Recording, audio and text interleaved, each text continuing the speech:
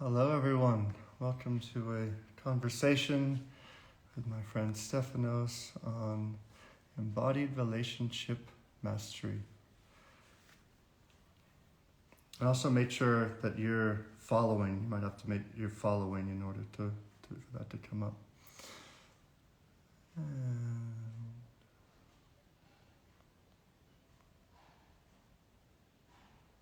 All right. Should just see the invitation that came up. Yes, perfect. All right, there we go. And then just turn down the volume so that way it's only coming through one thing. Oh, good. Welcome, everyone. We're going to get started here with a little bit of live here. All right, go live. So we're discussing today embodied relationship mastery with my friend Stephanos, who I feel blessed and honored and privileged to have joining this conscious conversation. These are a number of conversations I've been doing over the last few months on the release of my new book, The Embodied Man. And yeah, very excited to dive into what this means for you and what this feels for you and how you show up in the world with mastery inside of relationships. And yeah, when I see you in the world, I see you as a powerful men's coach. That's really how I see you showing up. And I know your partner Christine from many years ago when I was living in LA, and I really celebrate and having the new baby coming along too. Congratulations to you, brother. That's beautiful, and great to have you here joining us. Yeah, likewise. Great to be here, man. So let's just dive right in. When you think of mastery inside of relationships, what's been some of your journey with relationships? Where has been your learnings, your fallings, and really where you've come to see what I call relationship as a spiritual practice? Yeah, showing myself fully in relationship. So really being honest with, my desires, my dreams, my aspirations, my fantasies within relationship, what really hurts and what doesn't. And that's been a real sticking point for most of my life, is not being able to be very honest in my relationships and not really saying or expressing how I feel and what's really going on for me, and really suppressing that and hiding that. And as a compensation, really diverting that energy elsewhere and putting pleasure back in my body, because I just didn't want to face the pain of what I was experiencing, whether it was my perception of neglect from a partner or the fact that my feelings started to change. I just couldn't really be honest in that relationship, and in many relationships through all of my 20s and my early 30s. And that was a real struggle for me. And so the mastery component is, firstly, for me, it's a continual process. It's an evolving process, right? It's not something that happens immediately. It is something that I think just keeps unraveling over time. And often the more we know, the less we know. And I find that to be very true, particularly in my relationship with Christine, where we're very committed and dedicated to the growth of our own lives, and also the container itself, the relationship itself as a third entity. And that means having really real conversations, really honest, sometimes brutally honest conversations around where we're at and what that looks like and feels like for us, but with an intention to keep holding steady and to keep I wake up every morning and I choose to be in the relationship. I actively make that choice. And that for me is part of the mastery as well. Whereas before it was just, I would neglect myself and neglect the relationship and really not prioritize it. I would say I would prioritize it, but I wasn't really prioritizing it. And so there's a relief and a freedom that comes with really choosing the relationship. And I think that's part of my personal mastery in relationship as well, is really choosing the relationship, knowing that I'm not going anywhere, that Christine's not going anywhere. And sure, that may change, and we're not attached to that. We're more concerned with, are we showing up in our most fullest selves every moment that we possibly can.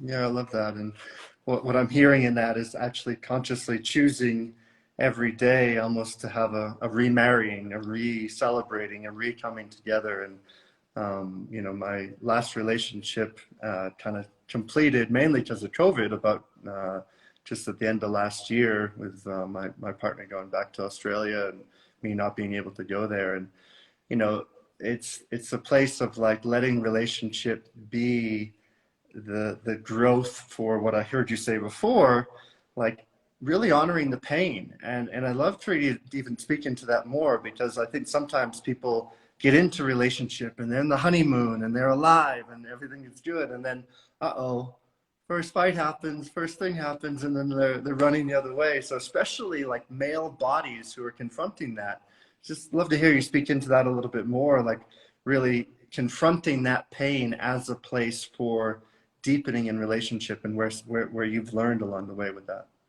Yeah, I mean, you know, from my experience, we usually play in the extremes of either fighting really hard and everything that comes with that, with the need to control, generally coming from fear of being seen, fear of being wrong, fear of losing control. And so we fight really, really hard for that. Or we go the other way. And when conflict arises, we shut down, we stonewall, we run, we ignore it, we pretend everything's okay. You know, we become people pleasers, whatever that looks like. It's different for everyone. And for me, I would oscillate generally between both. You know, my early childhood was around people pleasing, and my adolescence and adulthood and early adulthood was really around just violence and intimidation and control, all from fear though, all from fear. And so in my relationships, I would be very volatile and playing both of those realms. And instead of actually dealing with the conflict, I'd either want to fight with the conflict or use it as an excuse to, you know, demonstrate my power, and not in a healthy way in any capacity, more in an unhealthy way coming from fear. Or I would completely ignore it and I wouldn't address it. And that would build resentment and frustration in the relationship. And then what happens is you get to a point where it hits boiling point and you just can't avoid it. I couldn't avoid it. And so, you know, I'm in this pattern of massive volatility and massive blowouts in my relationships. I was just mimicking what happened in my childhood, what I witnessed in my parents, because it was familiar. And even though it was unhealthy, it was safe because it was familiar. And so until I really dealt with those core wounds and that pain and that trauma and that abuse, and really moved it through my body in a somatic way, and connected to it, had a deeper communion with it. It wasn't really until then that I was able to break those patterns and be okay with conflict. Like even now, even in my relationship, when I have a pattern of, if I'm in conflict with Christine, I will sometimes allude to, oh, well, maybe this, you know, this isn't for us, or maybe we should go to a different relationship. No, none of me means that. None of me wants that. None of me is asking for that. That's old childhood wounding. That's that little boy that just says, you know what, I'm just gonna check out. I'm gonna leave. I'm gonna go hide, right? So we have an agreement in our relationship that I don't do that because that triggers her. She doesn't like that. Not that it triggers her. It's just it's upsetting, and it's not good for me. It's not healthy for me to reinforce that point, right? So it becomes important that, you know, for me personally, I'm keeping myself accountable to these patterns that are just really keeping me in the past. Yeah, and in that place, when you notice that pattern coming up and you notice that, you know, what I see, people who are almost addicted to the place of growth, sometimes they end up staying in relationship beyond the point that it's something healthy. And they're like, oh, I keep growing, I keep growing, I keep growing. And that's beautiful and amazing. So what would you say is the differentiation between noticing where that's the pattern or the trigger that's coming up between the two of you is, you know, giving a chance to look at the old patterning and the old, you know, childhood wounds, and the place of where it's like, okay, you know, enough is enough. And, you know, I've learned this lesson enough times and I need to, you know, break through. Because I worked with a lot of, especially couples in that way, where sometimes the compatibility just isn't there anymore. And I'd love to hear your thoughts on that as well. Yeah, for sure. I mean, there's elements of that exist, I guess, in every relationship where there is a renewal that's required, right? And, you know, Christine and I are pretty new, I would say, and think that we're pretty new in our relationship, you know, nearly 4 years, but it's still quite new. And so, very new, actually, from my perspective. And so there's going to be times, continuous times, that that we are reevaluating the dynamic of our relationship. And I guess to answer that question really directly, if the thing keeps coming up, it's probably not being readdressed. It's not being addressed. And so if it's a repetitive issue and a repetitive pain point, it's just not being addressed. And therefore, there's more quote unquote growth that can transpire in that space. Now, how we do that is we figure it out ourselves, yes, and we figure it out with each other. And we also have support, Aaron. So we're consistently working with coaches or guides or people that can see the forest through the trees, right? Like, I practice what I preach. I'm a coach in the space and in the world in many, many fronts, in many respects. And I have people in my corner as well that can help me see what I can't see, because I'm often too emotionally entangled in my own shit. And even in the relationship with Christine, because there's so much at stake, right? There's the care and the love and the baby and all these things.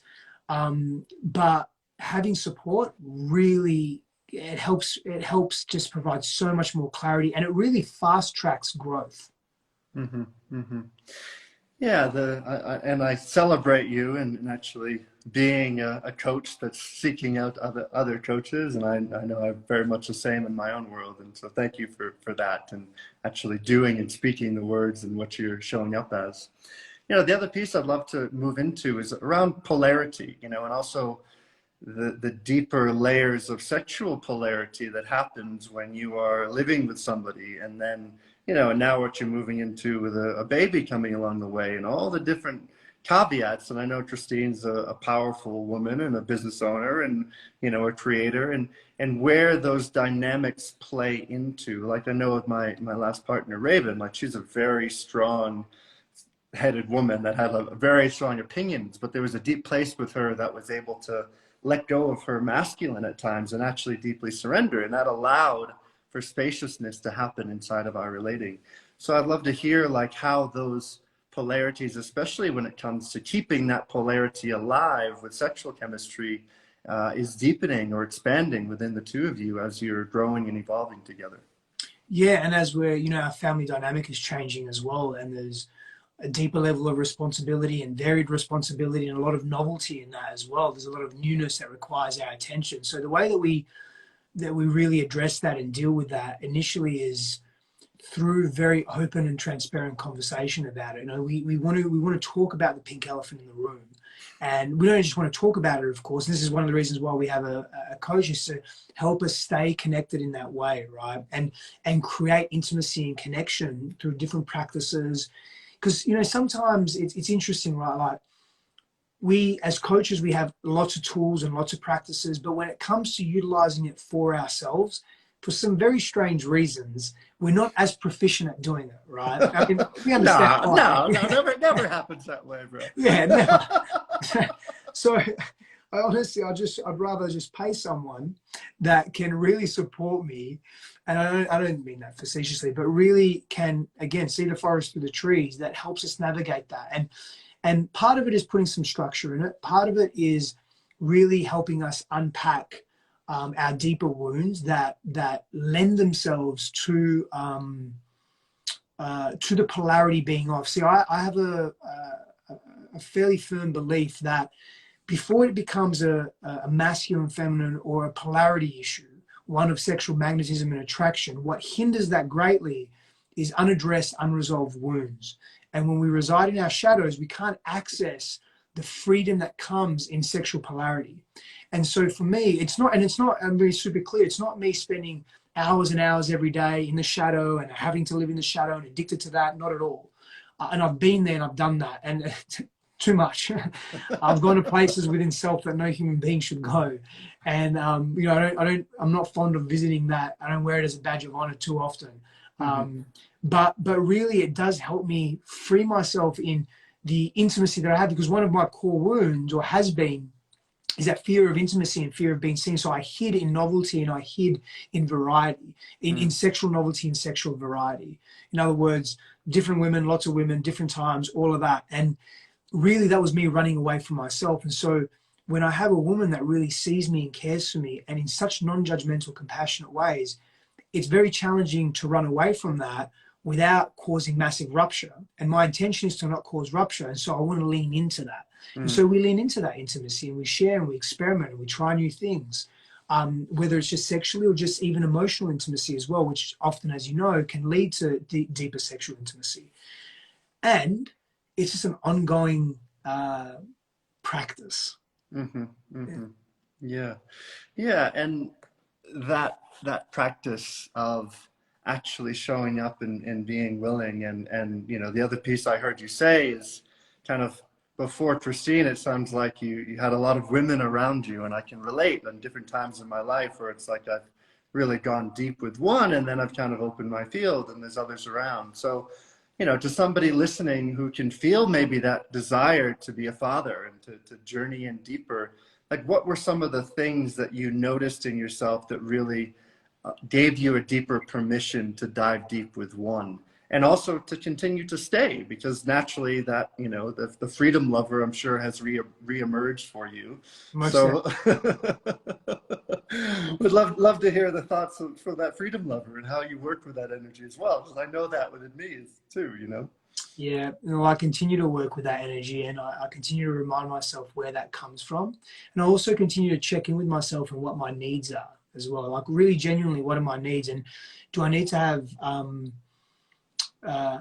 you know, a different conversation than I have been having? And as I check in with myself, you know, at this point, the answer is no. And I'm deeply connected to our relationship and where we are in the exploration of that. Let's also have an idea of, you know, when we're speaking about monogamy and non-monogamy, I'm a believer in organic or natural monogamy. I'm not a believer of forced monogamy. And forced monogamy mean just a, you know, institutional monogamy, or monogamy for the sake of economic arrangements and so forth. I'm just not. This just doesn't align with me, right? I'm in agreement of. Okay, I'm in alignment with. Sorry, of. If it's two people choosing each other because they really want to explore what does intimacy look like in this container, and defining that intimacy from them. You know, I've been exposed to so many different container types, relationship container types over the years, and none of them are wrong or right. I think some generally work better than others, and that's got to do with so many factors, like individual factors and collective factors. I think the collective consciousness of our humanity is still working through a lot of shit and a lot of shadow, right? And so are individuals. And we often go into relationship being really charged and really wounded, and we actually attract from that place.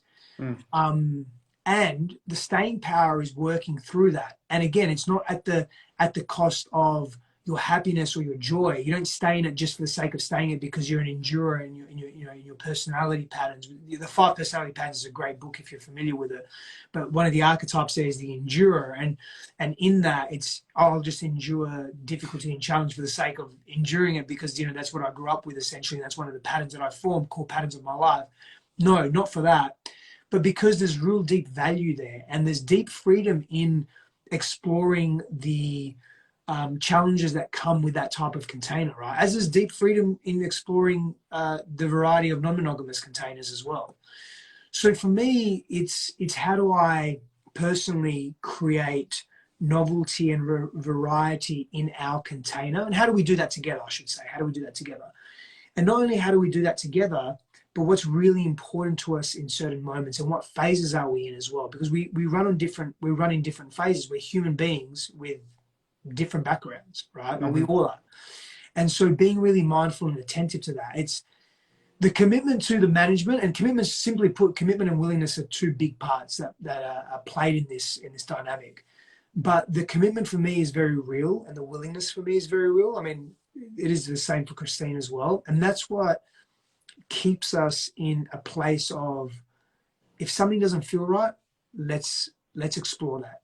And if something feels great, let's explore that too. And do you feel like with that level of truthfulness and transparency that you're able to really stay in integrity from both your consciousness and your animal? Because the thing I see come up sometimes, and I thought this, you know, at times when I've really gone deep into, you know, what would look like more monogamy in my relationship, is that there's different voices happening inside. It's like, am I letting that animal fully express and be there, or am I denying a part just so I can, you know, appease the blueprint of what this relationship is supposed to look like? And yeah, I would love to hear how you worked with that. Yeah, and sometimes that unravels, right? Like there's a part of us as humans that, and we can call it the primal part or the animal part, that is very natural to us, right? And I think judging that, for me, judging that part of me in the past has not served well at all. At all. It's done so much damage, and it's turned me to shadow behavior, you know, shadow eroticism. And I have made a commitment to myself that that's not who I am. Like, I will not cheat in this relationship because I have a very, you know, for lack of a better term, rich background in that, and it's caused so much pain in my life and in others that it's just not who I want to be and not who I am. And so for me, it's not about being unfaithful. If I have to reorientate, or I feel I need to reorientate our relationship agreements, then I want to have that conversation with Christine. Until that point, it's about what we are in the container and how we show up. And yeah, like there's that part of me that absolutely, you know, sees other women, I'm heterosexual, sees other women and says, wow, they're so beautiful. The appreciation for physical beauty is very different for me to what it once was.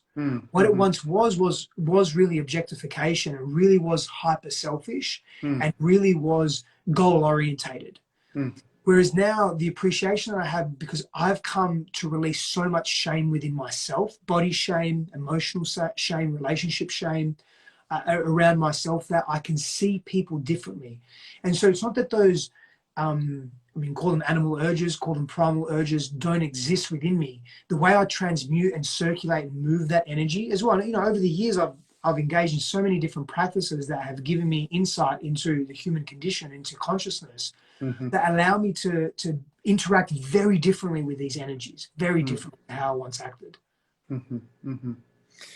Well, I celebrate that, and you know, I think it's a necessity. Especially what I heard you saying is really the being able to move and transmute the energy alive inside the body, and not needing always to be active, you know, in the sexual urge, but to actually use it for a creative impulse, for our inspiration, for what we're here to offer, to be, and to show up in the world as.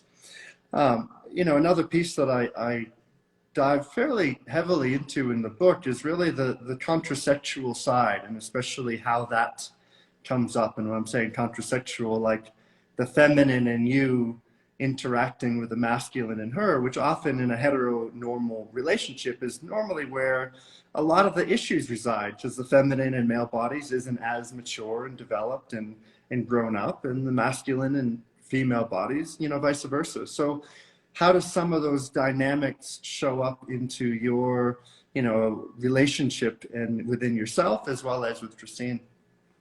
With great difficulty at the beginning. Such difficulty. Such difficulty. I would say things to her like, oh, it's horrible. I would say, stop being a fucking man, or stop trying to outman me. Or I would just be so immature. I would be so in my shadow feminine and in my shadow masculine. But you raise a very valid point. You know, I'll just bring this book. I'll just show you, because I've just finished it actually. I'm up 3 pages away. This is a really interesting book. I don't know if you're familiar with it. It's quite complex and very much rooted in depth psychology. And this author, and he's a psychologist as well, I'm pretty sure, maybe a psychiatrist, I can't remember, Gareth S. Hill, really speaks to this axis of static masculine and dynamic feminine, and dynamic masculine and static feminine as well. You know, and really saying that these psychological axes live within all of us. And I really resonate with that work. And for me, it's definitely an ongoing process. But here's the approach that I take. If to me, my natural core essence for me is more masculine for all the reasons or whatever reasons, what I want to do is cultivate a healthy practice of healthy masculinity, and a healthy embodiment of healthy masculinity. And why I say that is because if I focus on that, let me actually go back a bit. sometimes, I'm sure this has probably happened with you, not to assume, you tell me if I'm wrong, but you'll have women that will come to you and say, how do I make my man more feminine? Or he's too hard, or how can I help him be more feminine? And really what they're asking is, they really just want to be seen and understood and heard in the way that they can relate to themselves. We all do that. It's the same with the 5 love languages. Like if I'm physical touch, I'm naturally going to be physical and touchy with others because that's the way I like to be loved. So I just naturally love them that way. For me, if my core essence is masculine, I want to work on that healthy masculinity at a deeper level. I really just refine my personhood, right? Mm-hmm. Whatever that looks like for me. What I found in my life is naturally the feminine parts of me will also develop as a result faster than trying to work on a part of me that is maybe a little more foreign to me, let's just say, right? Mm-hmm. And so that focus on what my core essence is and really cultivating that, I've found has worked really well for me. So what I hear you saying is actually a deeper dive into the masculine principles, and as a result, your feminine growing and maturing more. Yeah, it's beautiful. Yeah, I mean, I would agree to that to a degree. I mean, I come from a maritime military background, and it was in a very alpha-oriented world. And you know, one of the chapters in the Embodied Man book is called "Awakening the Inner Tween," and you know, because I feel like that's a piece that what I've experienced is the more that I've dove into that polarity of my feminine, the stronger, the more clear, the more virile, the more, you know, clear in how I was showing up in my masculinity came online more.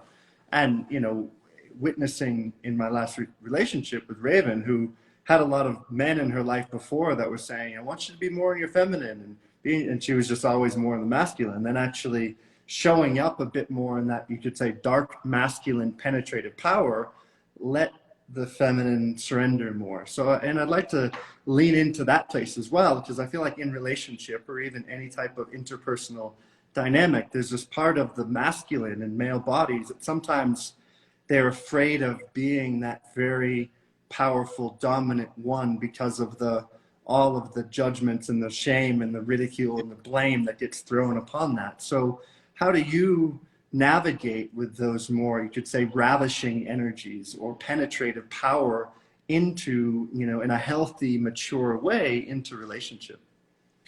Well, when I allow them to be seen and I ask for them to be seen, right? Because that's a very natural part of what I'm saying. Well, you know, what I'm hearing you say as well is just that, you know, it's the Baha'i faith. There's just many paths to the top of the mountain, right? Like and the path that I described is one, the path that you described is definitely another. And the path that I described may or may not work for others, and the path that you described may or may not work for others, and there's many others as well.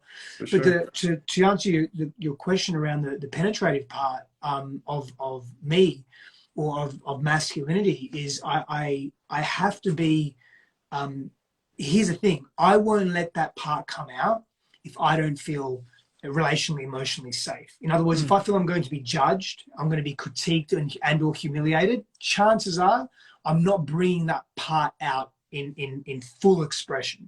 And so this is where trust and creating and developing trust in relationship is so important for us to be, you know, be more expressive. Now, the other part to that is I have every opportunity to not be attached to the possible rejection or humiliation or abandonment or anything that may come from my full expression, just be my full expression. And that then becomes my work as well. And so I'm aware of both, and I do my best to be in both. And I don't always get it right. Sometimes I spent 30 plus years of my life hiding.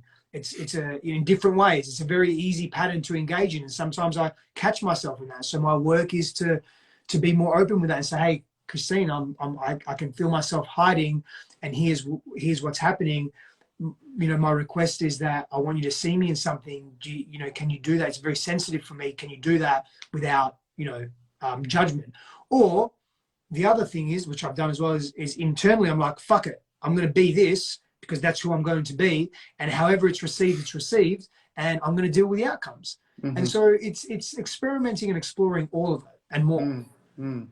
Yeah, one of the things I just heard you say is that you kind of create a context to allow some of the more, you could say, tenderness or vulnerabilities or the things inside that there isn't as much security around. And what I Yep. hear in that dynamic, and what I often witness in these couple dynamics, is that the women are the female body saying, oh, I want to feel you more. And then in that moment when the man finally expresses, that requires that female body to shift to a place of witnessing without judgment and loving acceptance, more masculine oriented characteristics. And then if that doesn't happen, then that tenderness in the man just shrinks up even stronger and stronger.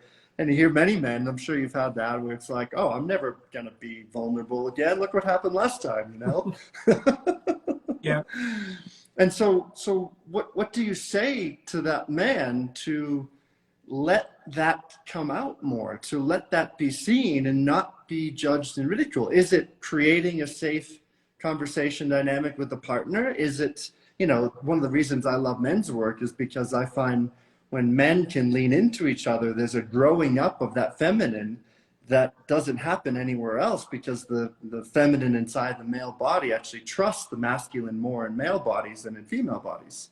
And so to a man who's coming with that, like his woman saying, I want to feel you more, what does he do? How does he show up? Is it leaning into men? Is it leaning into himself? Is it leaning into the relationship more? What would you say? All of the above, and for me, it's in this order: self, men, relationship. Because, you know, practice makes progress. And so lean into self, get to know self, try and figure it out yourself. Solitude, silence, stillness, self-reliance is, for me, an imperative virtue for every man, for every human being, actually. Then be witnessed in your vulnerability, in your truth, in what you are, in the presence of other men that can hold that for you and be non-judgmental and compassionate. There's deep healing in that, deep healing, to be witnessed by what is familiar to us. Right, that male body that is familiar to us, and to really be held in that and gain a practice around that, so that expressing your truth becomes more organic and natural. And then from there, you know, like, bring it to your partner. It doesn't have to be fully formed, but bring it to your partner. And again, I mean, I say that's the order, but that order can happen very quickly. It doesn't have to happen over months or years or even weeks. It can happen very fast. But my first port of call is me. I always want to go to me. Now, sometimes I'll skip the men and it can go directly to my partner, and I can bring whatever it is directly to her. I'm going to assess that. Like, some level of interpretation and discernment is really necessary. And so, you know, I want to empower people to make their own choices.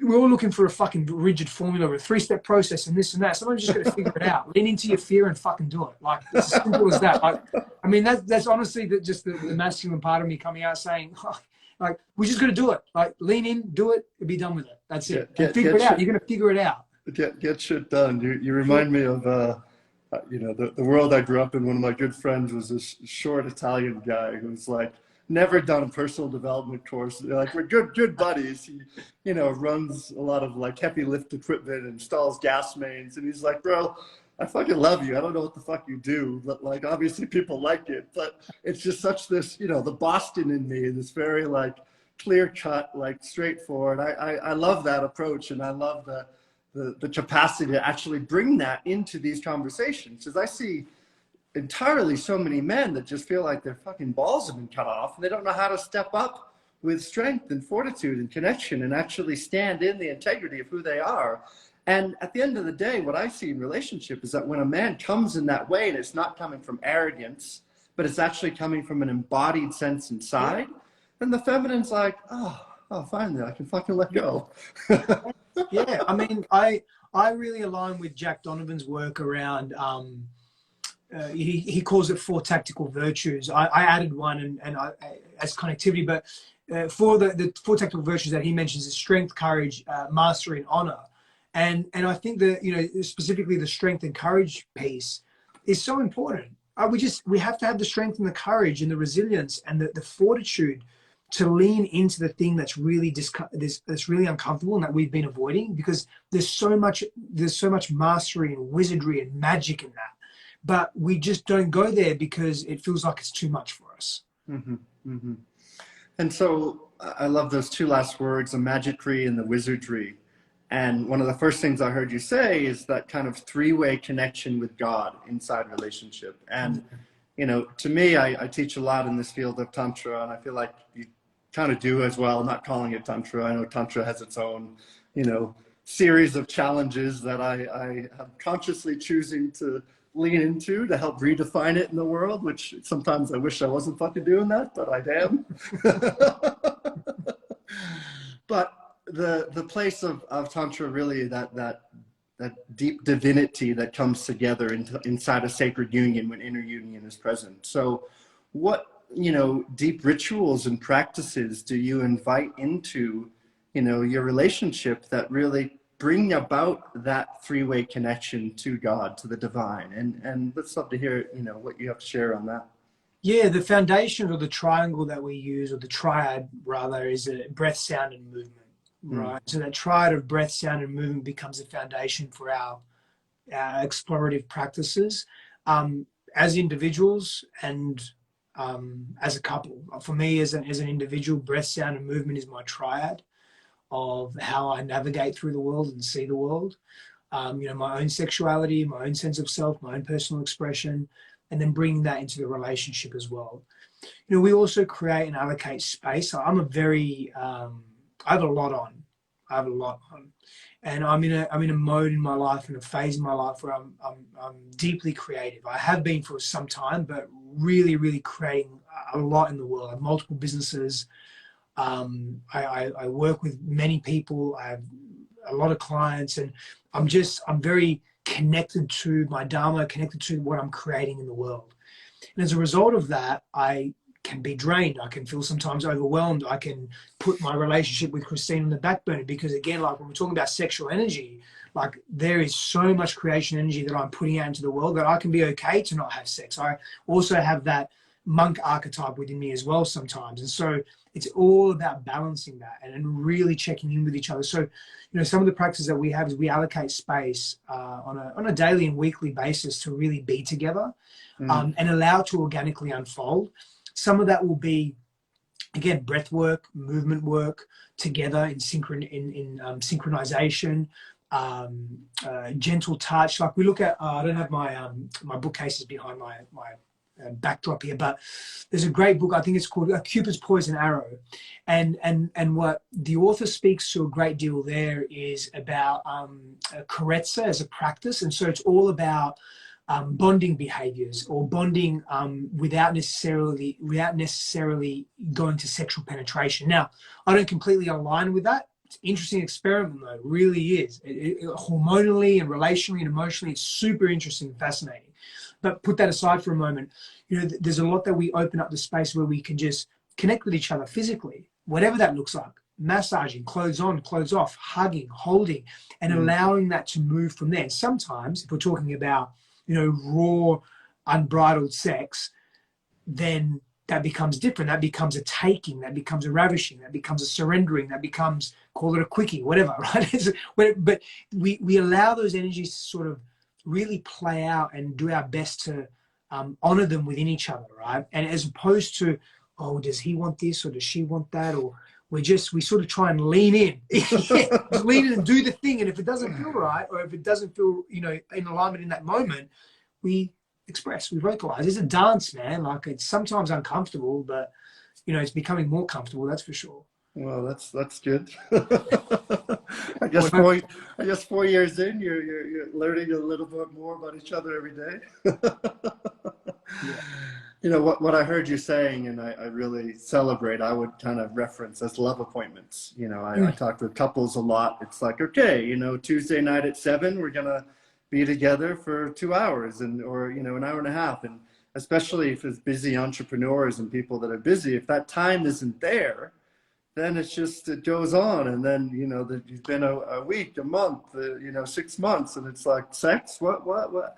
Intimacy, what was that? I remember that. That was like those first 6 months together, and I, unfortunately, I think that's what happens a lot in relationship. And, I kind of call it like actually coming together in sexual union, whether that is penetrative sex or whether that is, just deep intimacy. It's a practice, and it's a commitment to that practice, and recognizing, Yes. The healing modality of that as a gateway to deeper intimacy and connection. So I love the way you were, forming that. And, you know, to a couple that maybe is listening, or people that are wanting to bring some more of that mastery in their relationships, what sort of framework would you say would work to not feel too overwhelming, but also just enough to really bring some intimacy back together for them? There's a beautiful process that Christine and I created based on our own experience. We call it a sacred union process, and it's about an hour. It's an hour audio, but it's a very simple practice of just bringing connection and intimacy back into your relationship and seeing each other. There's some questions and so forth, but it's really a non-verbal practice of physical intimacy and touch and connection. And there's a word that's eluding me. It will come to me in a moment. Practice of consent. And that practice of consent really opens up the heart, for deeper truth to come forward. But there are so many frameworks out there. I mean, Tantra is one of them, right? Like there are so many different communication models and styles, like Imago or NVC. All of these can lead very deeply to sexual intimacy, you know. There are so many models around sexuality and connection and self-exploration and exploration together. I mean, at the end of the day, if you're a couple that's curious, I would really just start researching, feed your curiosity, jump on the World Wide Web, and the world's your oyster. You know, I mean, so there's so many frameworks out there. I wouldn't even know where to start. Really, there's just it's different strokes for different folks, right? Like everyone's going to be different in terms of what they're actually attracted to and what they resonate with. Some people diving into physical intimacy as a practice and different, orientations around that is way too intense, just too much for them. Sometimes people doing some eye gazing or even asking each other questions around their past or around their needs and desire, that's too much. Sometimes people just need to just out and make those love appointments and say, you know what?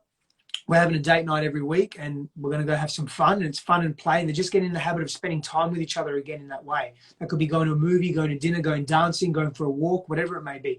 That may be the entry point, right? Like everything to me is sex. Everything to me is sexuality. You know, whether it's eating the most flavorsome food, or whether it's watching the sunset or holding your partner's hand or whatever it may be, or waking up next to your partner and hear them like take a sigh in their sleep, like whatever it is, everything's sex to me. Going to the toilet is sex. Like there's a contraction and a release, a contraction and an expansion, right? That's what it is. Sneezing is sex as well.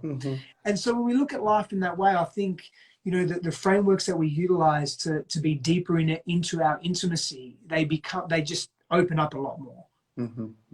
Yeah, I love that. I was just thinking about the times when having a pee can actually feel like this orgasm that's moving through the body. It's have you ever done that and been attentive when you're on LSD? That, my friend, or psilocybin, that, my friend, is another level. That there, I would at times take those experiences that I've had, do it just urinating whilst on LSD or psilocybin. I would take that over sex a lot of times. It was ridiculous. And that to me speaks to this place of like really being with the sensation, the experience that's happening in the body. And this all around embodiment, and that's really the nature of this book that I brought out. And as we kind of bring this conversation to a close, one of the we've kind of talked about it in different forms, but navigating the storms, and what would be 3 tips for couples, for man, for woman listening, for navigating the storms in relationship? Because that's usually where shit hits the fan, things get crazy. Like, what are the 3 things? And Stephanos, pack of tool of trades, or tip for amateurs. Yeah, I love it. Agreements.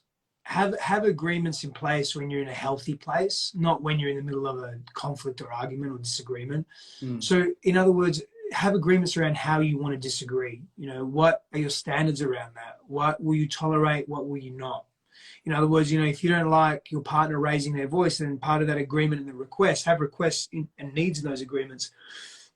is that, you know, you don't raise your voice when you argue. You have agreements with, if you can't resolve a conflict or a difficulty or a challenge, or what does that look like? How do you come back to each other, right? That's important too. So those agreements really, really matter. Another tool that I think is really important is, you know, we mentioned this earlier, is having support in your life. I really do believe it takes a village to raise a child, but I take that even a step further. It's not just taking a village to raise a child, like the physical child developing through their formative years, but it takes a village to continue to evolve us as human beings. We're relational beings, and so we have to be in reference to each other often. And sometimes one person cannot fulfill all of our needs. They also can't provide us with all of the wisdom that we seek, right? It has to come from us. It has to come from other sources. And so having deep support in one's life, man, just that's next level. And I would say regular check-ins. Have regular check-ins with each other. I mean, these are really simple things, but they go a long way. Super regular check-in. I mean, Christine and I have, you know, we check in we work from home, so we check in with each other every day. It's a very organic thing, but you know, once a month we have a process that we go through. You know, it's part of we'll just go out and have some fun, or if it's a little quote unquote heavier, we'll stay home in the privacy of our own home and work through it, you know. But we have a process where we ask ourselves some questions, and we rate ourselves on not our performance, but the way that we've been with each other the last month, and share some truths and drop some truths. And part of that as well is some depth around our sexuality and sexual connection and sexual union specifically. And that often then leads to, you know, exploration sexually after that. Well, it depends on the nature of the conversation. Sometimes not. But, you know, yeah. But, yeah, those things are good. So agreements, support, and just regular check-ins. Super simple, but can take you a really long way. Love that. Thank you for those three pieces. Thank you, brother. This has been amazing, and I want to give you a chance. Any people who don't know anything about you, where can they find your work? Where can they find out about you? Just share your, you know, best way to reach you. Yeah, appreciate that. Yeah, my website, stefanossafandos.com, or any social media channel at stefanossafandos. Yeah, beautiful. Well, I honor you. I appreciate you. I love the work that you're showing up and doing in this world, and it feels good to have a deeper dialogue together with you and see a fellow brother is really showing up to reshape the way in which love and intimacy and connection is really happening. And so, thank you for being here. And this whole series of conversations is all around this book, The Embodied Man, which came out in December. It was a bestseller in over 7 countries and starting to get its legs in the world and really expand in a lot of people's lives. And I know I saw you have a book coming out as well, which is amazing. So my hats off to you, brother. Great work and great to connect deeper. Appreciate it. Likewise, I appreciate the conversation, my friend. Thank you so much. Absolutely. Have a beautiful day. Okay.